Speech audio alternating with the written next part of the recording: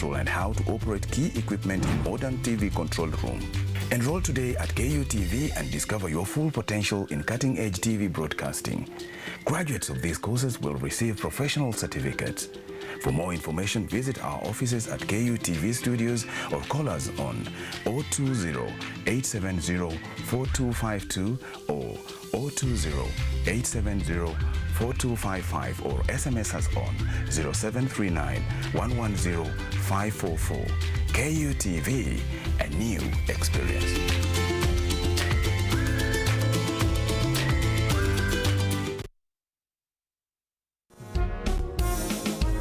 A new era, a new people. This is the Law Matters Show.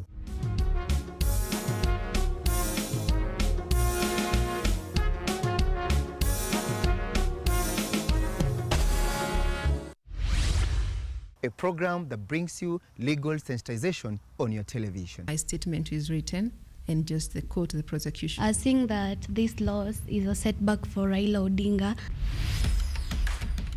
What policy recommendations were fronted by the candidate? With diversity, we demystify important legal issues locally, regionally, and internationally. What Tanzanians. Join me, Elvin Onsongo, as I bring you more insights on law matters. We are looking at social issues. What is the problem? Is it the economy? Is it... Law Matters Show, creating awareness, advocacy, and enhancing lives.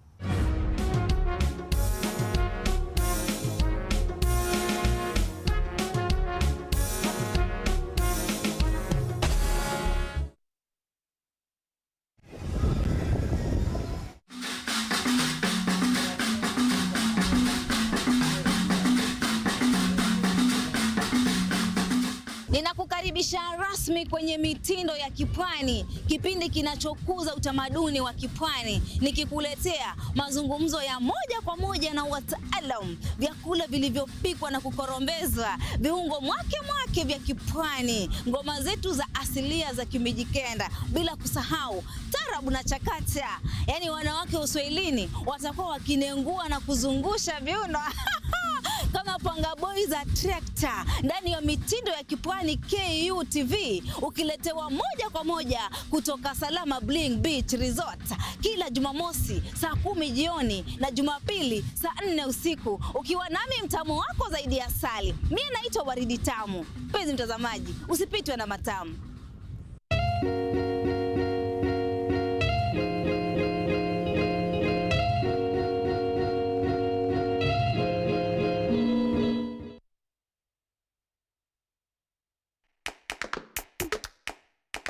Baada ya kutafuta kazi, tunaweza kuanzisha miradi yetu ambayo ingetusaidia kubadilisha maisha ya wazazi wetu. Kwa vijana wenzangu, wengi hawana kazi, lakini ikiwa sisi wenyewe tutajiamini, tunaweza kujiajiri wenyewe. Afrika kwa kweli tuna mahitaji ambayo ukiyasuluhisha unaweza kuathiri watu kwenye bara hili. Bila woga,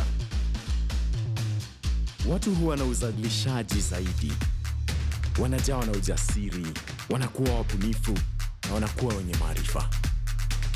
Niliamua kuacha kazi. Hata kama sitafanikiwa, nitakuwa nimejaribu, nitakuwa najua haiwezekani. Hakuna kitu cha ajabu hapa. Kila anayepata ufanisi hufanya kazi usiku na mchana. Kitu kitakusukuma na kuwezesha kupata maarifa ambayo hukuwa nayo. Tunajaribu kutengeneza kitu kitakachopita mipaka ya nchi hii. Ikiwa unataka kubadilisha ulimwengu, anza na nyumbani.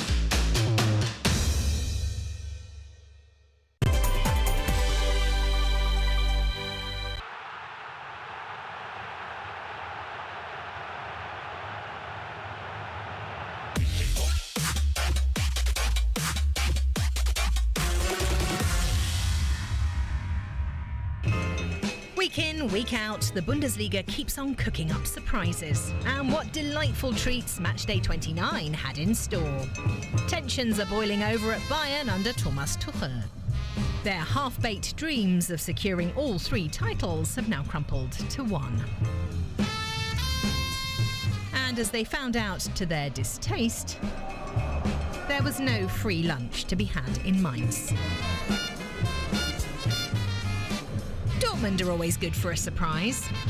Recently, BVB blew it when Bayern handed them a chance on a silver platter. But against Frankfurt, the black and yellows didn't disappoint. Hertha have other troubles brewing at the bottom. The Berliners brought in a club legend to help stir things up. But against Bremen, it would be no dream debut for Paul Dardai. Matchday 29 saw the tables turn in the title race. Let's begin in Mainz and find out how.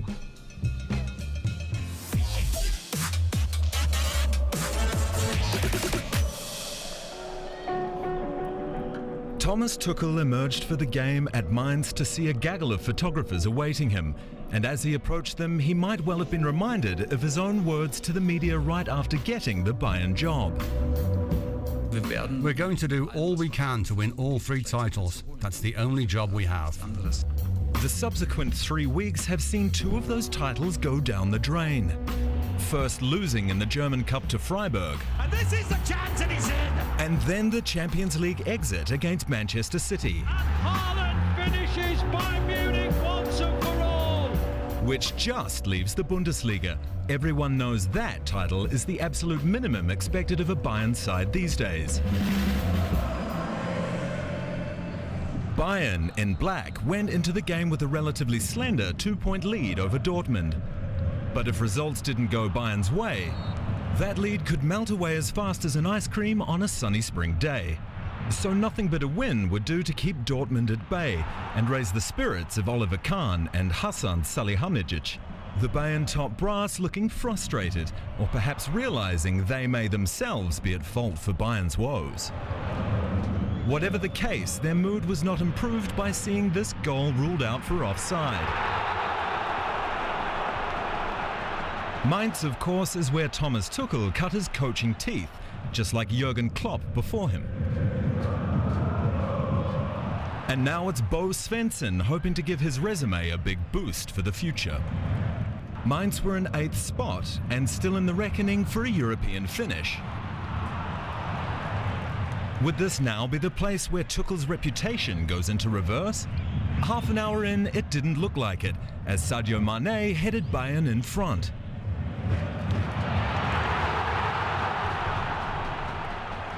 With the forward still struggling to settle, would this goal help resolve crises for both club and player? He expressed his gratitude to a higher power, while his secular superiors looked relieved, if not exactly relaxed.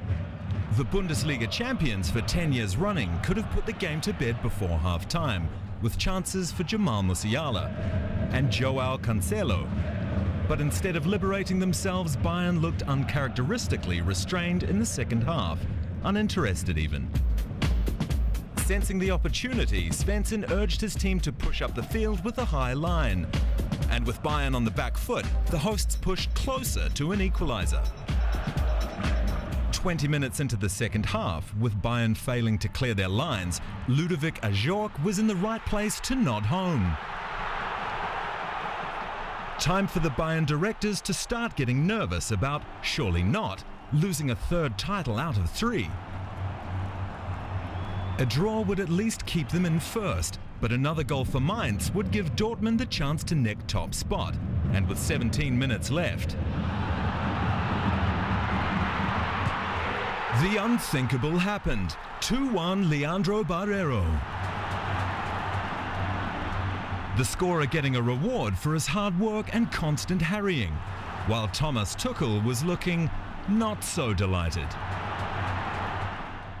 There was still plenty of time for Bayern to strike back, or time for Mainz to cement their lead, as birthday boy Aaron Martin did just 6 minutes later. A fearless display from unfancied Mainz, while Bayern looked like a pale imitation of a team with Champions League ambitions. A lackluster performance like the one showed by Bayern is normally attributed to the coach. But could it be that the increasingly resigned-looking Tuchel inherited a side and a club full of insecurity? Don't make it bigger than it is. The problems are obvious on the pitch. We don't look fresh. We don't look excited. We don't look like with energy to come back if things do not go our way. Even Bayern need to be at 100% to win the league. But are players, for whom the domestic title has become a secondary goal, motivated to give 100%? Perhaps rivals Dortmund would respond with a more champions-like showing.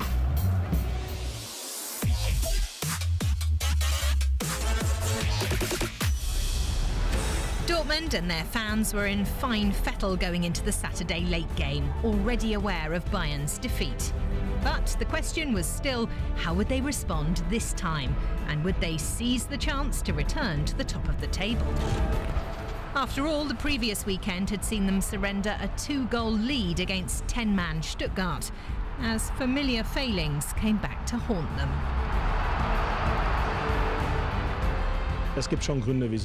There are reasons why there has only been one German champion in the last 10 years, and we haven't won the league.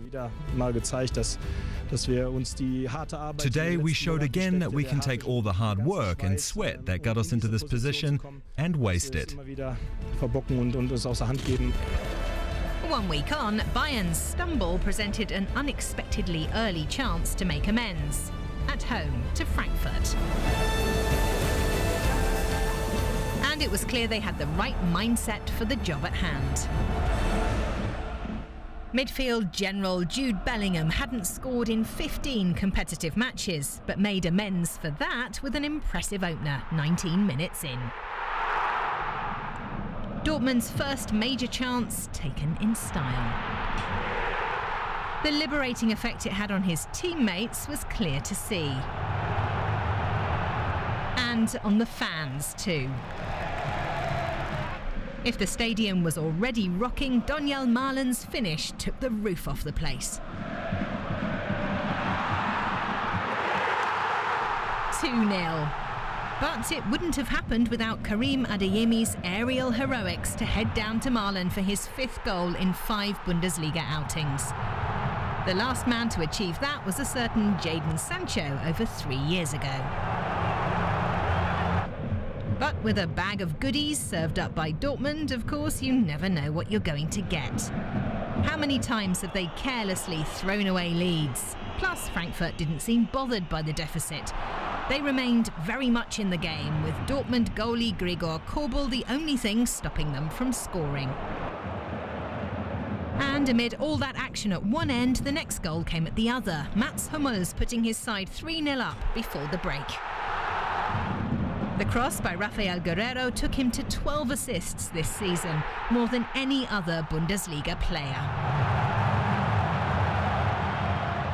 I think we needed a game like that again. I think we were getting a little bit arrogant, a bit ahead of ourselves, and I think today we showed that we can be decisive and we can put games to bed.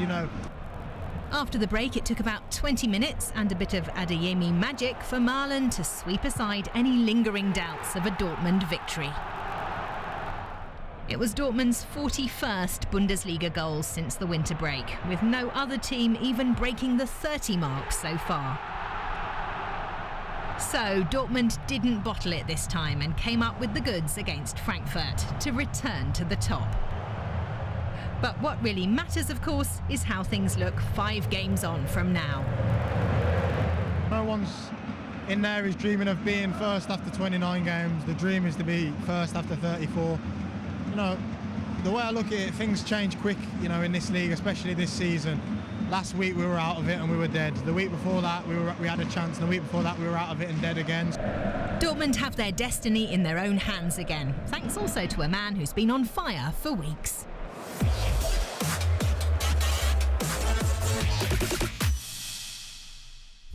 It might have taken a bit, but this man is now making his mark at just the right time. And Donyell Malen, 2-0 to Dortmund. It had to be Malen, given the form he's been in. 5 successive games with a goal for Edin Terzic and company. Donny is performing really well, and he also had some great games in the first part of the season, but the goal was missing, and now he feels free, he feels very confident, and you can see his skills, his pace is hard to defend. Donyell Malen with his first ever Bundesliga brace. It was nearly a perfect game from him.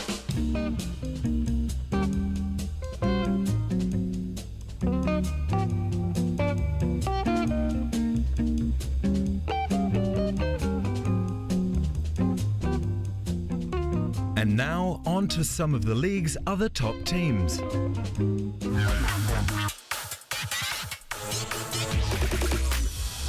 Leverkusen are all smiles at the moment, having freshly qualified for the Europa League semi-finals and enjoying a long unbeaten run. A home win against Leipzig would be a big step to make sure they play international football again next season. And just before half-time, Adam Lojek's opener gave a boost to his team's climb back into the European spots. Meanwhile, Leipzig started to let their grip on a top 4 spot slip, mainly due to their shilly-shallying, poor finishing and a red card for Dominik Szoboszlai after this foul. Well, and of course this Leverkusen penalty calmly converted by Nadim Amiri. Only 4 points separate the two clubs on the ladder now, after yet another convincing performance from the hosts. We have played ourselves in a very, very wonderful situation in the league and also in the Europa League. I mean, we keep going as much as we can, and let's see if the prize awaits at the end. Union Berlin have looked like suitable candidates for Europe all season, even if you couldn't see them at first at Borussia Park. Once the smoke lifted, well, not much really happened. Union stood strong in defence, waiting for their chance to attack. And when that chance arrived, they converted with ruthless efficiency after 60 minutes. Geraldo Becker with a perfect mid-air finish, scoring his 9th of the season and the only goal of the day. 1-0 it ended, consolidating Union's 3rd spot in the table, meaning Champions League football next season is still very much on the cards. Will Berlin finally become a football power?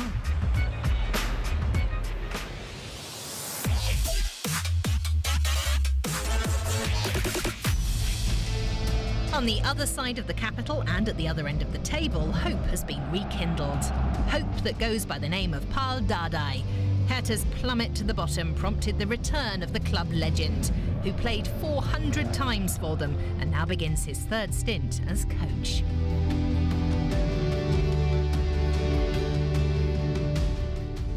There's no better choice in our eyes. He's got blue and white blood in his veins. Dardai plunged straight into his 3rd relegation battle and his toughest one yet. He's known to have a knack for shoring up the defensive line. But with Hertha needing points and therefore goals, it's about finding the right balance.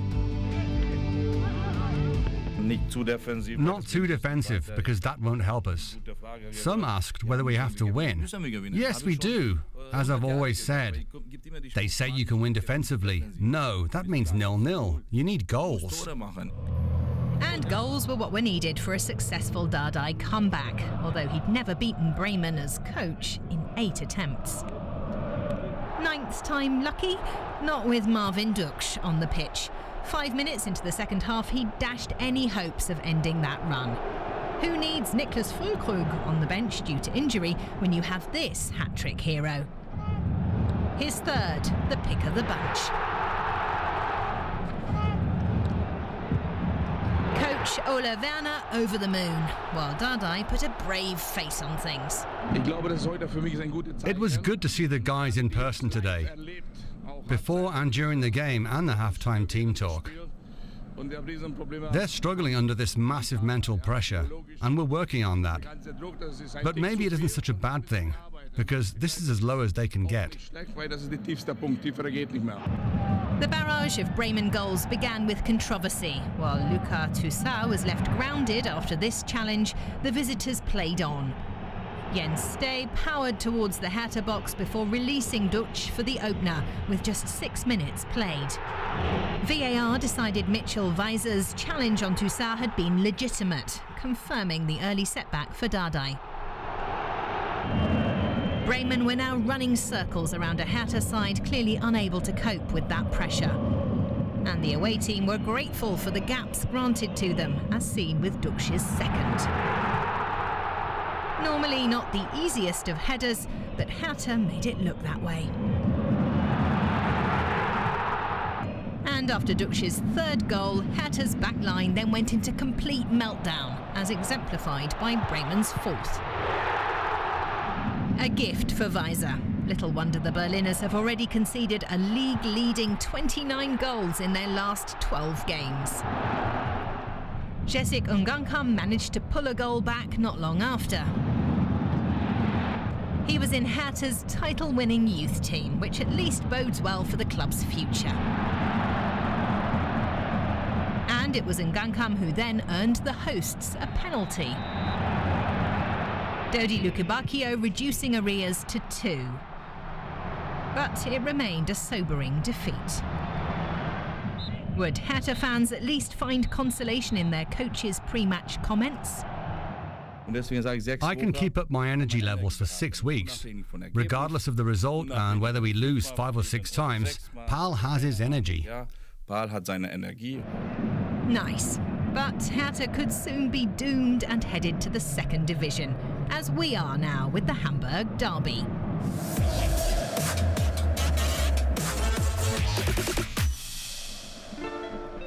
Who was the best team in Hamburg on Friday? The guys in brown? No, it was the team in white and red. St. Pauli took the lead through Manolis Saliakas, edging them closer towards their city rivals in the table and a promotion spot. But Hamburg then embarked on a scoring blitz. Jonas David with the equalizer. Bakary Yata with the 2-1 in the second half. And Moritz Heyer making it 3-1. To win the game, Pauli now needed to score 3. And they did just that. Elias Saad tucking away the first. The second, however, was an own goal by Jakov Medic, much to the delight of Hamburg. Jackson Irvine then made it 4-3 and gave St. Pauli a glimmer of hope, but the home team hung on to stay third in the table. St. Pauli will probably have to wait until next year to start another attempt at promotion. And now we go back to the top flight.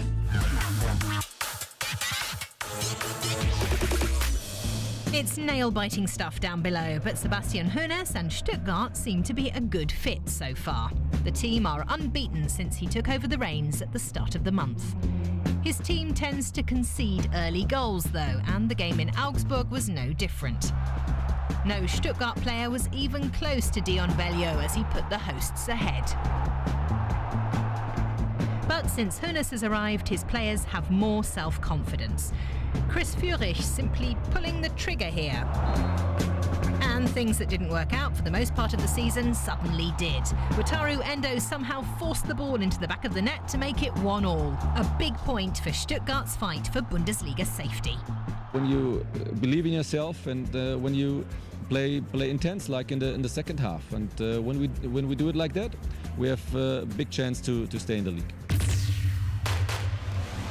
Hoffenheim could have also used a sip of self-confidence. A win against Cologne would have all but banished relegation fears. But they stumbled and tumbled, played the ball with their hands, and chose the wrong corner for the penalty. Florian Kainz making it 1-0 for the visitors. It just wasn't Oliver Baumann's day. Davy Selke's header going straight through the Hoffenheim keeper, and it got even worse. Cologne's third and surely the decider, courtesy of Jan Tillman, and a deflection off John Brooks.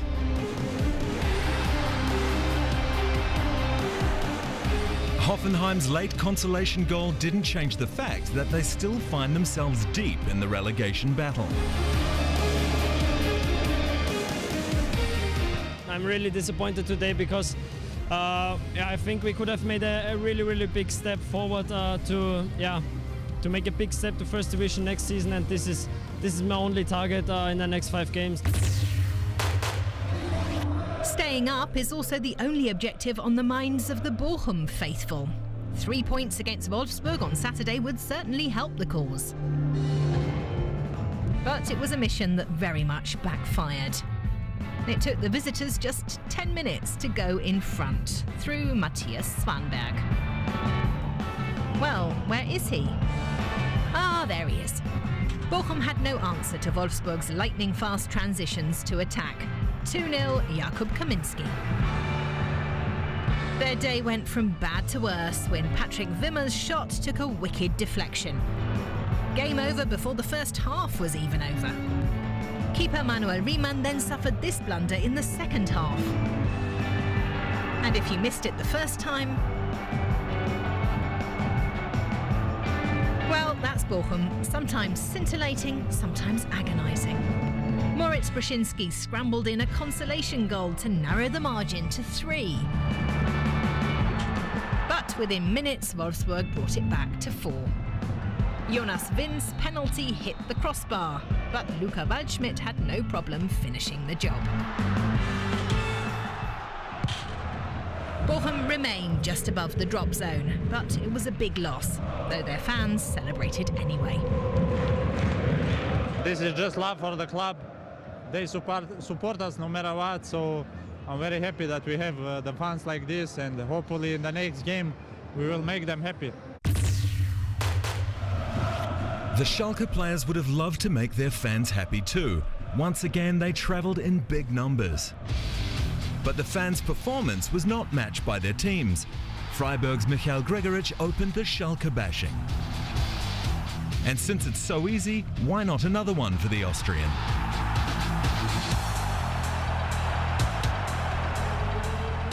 Fellow striker Lukas Höhler with the 3-0. Schalke showed absolutely nothing of the morale and quality of recent weeks.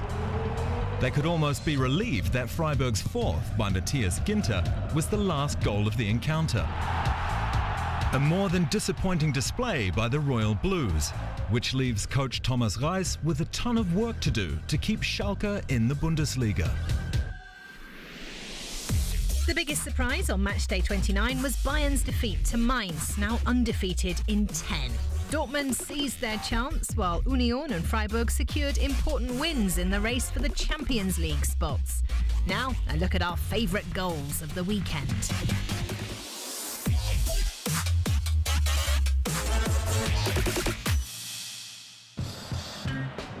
Lovely spin from Jude Bellingham! There's the opening goal Dortmund were hoping for! Icy cool, delightfully constructed, and exquisitely finished off for Bellingham's 5th league goal of the season.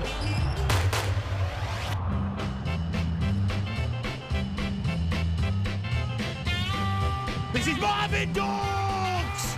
Of course it is! The man is absolutely prolific right now.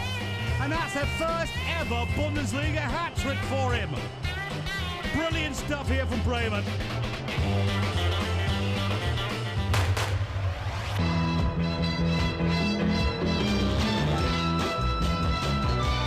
And here's Aaron Martin! They've saved the best till last. A thunderbolt from the left boot of the Spanish wingback.